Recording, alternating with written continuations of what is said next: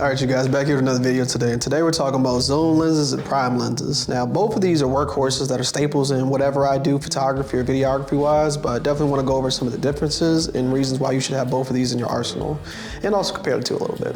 So starting with zoom lenses, like my main workhorse is the Tamron 28 to 75 millimeter 2.8 aperture lens. I love this lens because it's a wide range of focal lengths that I have available at my disposal. Therefore, I don't have to physically move to and from my subject. And if I'm in those spaces where I have events or weddings, or any type of event where I just physically can't move any closer or further from my subject, being able to zoom in and out using my focal ring is the most important feature I need when I'm on the job. It gives me ability to have consistency and flexibility in anything that I do. Additionally, because it has flexible focal lengths, it gives me the ability to use one lens for everything that I'm looking to use, as opposed to carrying 3 or 4 different lenses. You know, I have a 28, which is wide open, which lets me get a landscape or wide shot, 35, which lets me do the same thing. If I'm switching to video, trying to get establishing shots, I can do that. If I want 50 milliliters, which I get that nifty 50 mark, which you have the perfect portrait length for taking pictures, going all the way up to 75 if I want more detail and better compression when I'm actually shooting portraits. I have that flexibility all within one lens without the ability to carry 3 or 4 with me and have to waste time changing back and forth to those different focal lengths to fit what I'm trying to do in the actual image itself.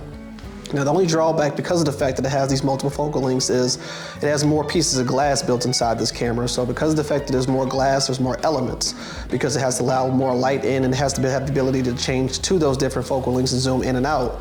And at some point, it's going to cause a little bit of distortion, and it's going to cause a little bit of degradation in the footage. Because of the fact that these lenses are so sharp, it's still very, very high quality, but it is something that you have to keep in mind and consider. Zoom lenses are never going to be as sharp as that of a prime lens because of the fact they have so many more elements and so much more glass that has to bend the light and shape the light and correct those chromatic aberrations before it hits the actual camera sensor. Now, one major factor that most people complain about with zoom lenses is that they're heavy, and generally they're going to be 2 to 3 times as heavy as any other prime lens equivalent that you might find. So for me, this works out because I shoot a lot of handheld video. So when I'm switching over to video and using the zoom lens, I have that extra weight and stability on top of my camera, which I can then use to help me be a lot more stable and get more symmetrical footage. I don't have those micro jitters as much the more you weigh down the camera. As crazy as it sounds, is the more you weigh down your camera, the less impact it has on having shaky footage when you're shooting handheld. If you don't believe me, go use your iPhone shooting handheld and go look at somebody who's a professional shooter and shoots handheld. They more often than not have a lot more weight on their camera than you do with that of the iPhone. So switching over to prime lenses, I'm actually shooting on a prime lens now, the 35 millimeter 1.4 G Master Sony lens. And with me, I have an 85 millimeter regular Sony 85 millimeter 1.8 lens. And the thing I love about these lenses is that they're a lot faster than that of a zoom lens. So they have much lower and wider apertures.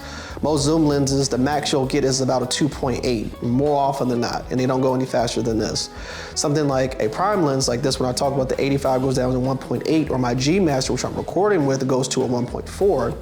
Now this is very important because it helps me get a lot better bokeh, a lot more creamy and smooth bokeh when I'm shooting with subjects, if I'm shooting very wide open. It also gives me the ability to shoot in low light and have a lot more flexibility with my image, as opposed to cranking my ISO to that of something beyond treacherous proportions to where it's so grainy in my footage, or having to have my shutter speed cranked at a level where I don't find it acceptable or usable. So if I'm using a 2.8 equivalent, an example for a zoom lens, let's say we're shooting at 50 millimeters. If I switch this same lens to a 50 millimeter 1.4 prime, I now have 2 more stops of light I can let in. So if I'm shooting at 16,000, let's say on my camera now with that zoom lens, and I have 2 extra stops with the prime lens, once I switch the prime lens over, I can now take my ISO from 16,000 to 8,000, which is 1 stop, 8,000 to 4,000, and that's 2 stops. And essentially all that's basically telling you is that the ISO is what's draws sensitivity to the camera sensor to light. The higher it goes, the more sensitive it is to light, the more it's prone to grain and noise and static in the image. And when you're at 16,000, no matter what camera you're at, you're going to see some grain or noise in your image. Smartphones are going to be a lot worse than something like that of a DSLR or mirrorless, but it'll still be pretty noticeable. Once you go down to 4,000, it's significantly less noticeable than that of 16,000. And that's the benefit of having 1.4, lower light situations, you have better apertures. They're also lighter. I mentioned zoom lenses are heavier, they're a lot lighter, they're a lot smaller. which is helpful when you're trying to be less inconspicuous, or more inconspicuous, I should say, when you're trying to shoot. You're trying to be more discreet. You know, it's a lot simpler to throw this on a camera and go around and shoot something, as opposed to throw this big massive thing on, because then people know that you're out here taking pictures. And sometimes you don't want to be very intrusive in people's spaces because it makes people uncomfortable, or some people just don't like being in front of cameras, which is why you would opt for something a little bit smaller and something a little bit more low profile, so that way you can be able to capture what you need without being so intrusive.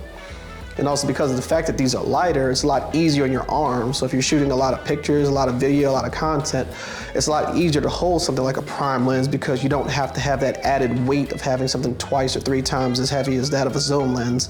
Depending on your camera setup, you're already gonna have heavier equipment on your camera anyways, like a mic or a light, matte box, you know, lens filters, so on and so forth. So if you can get your lens to be a little bit lighter, then I'm all for it. Now for myself, I don't really have a particularly favorite lens, because I use all these in different situations. Like this 24-70 is very versatile, and I use this everywhere for events because it helps me get a lot of dynamic coverage, a lot of close detail shots, and it lets me get far away wide shots without the ability to have to switch different lenses. So I like the ability to do that because I do a lot of events and I'm very run on gun on the go. My 35mm, I've pretty much been using this everywhere, even though I just said I use my zoom for events. I've pretty much shot everything on my 35mm for like the last 4 weeks, excluding a few things here and there, because I just like the ability to have that low light. I like the ability to have that crispness, and I like to have a lighter lens on my camera because I was shooting for like 6, 8, 10 hours a day. So after a while, holding a zoom lens starts to wear on the arms a bit. And then lastly, I have my 85 1.8, and I really don't take this out the house. The only time I use this lens is when I'm doing studio shoots. So if you ever see an 85 1.8 come out for me, you just know I'm using a studio shoot. I just did a studio shoot for myself. I just did some studio self-portraits that I just released on Instagram yesterday.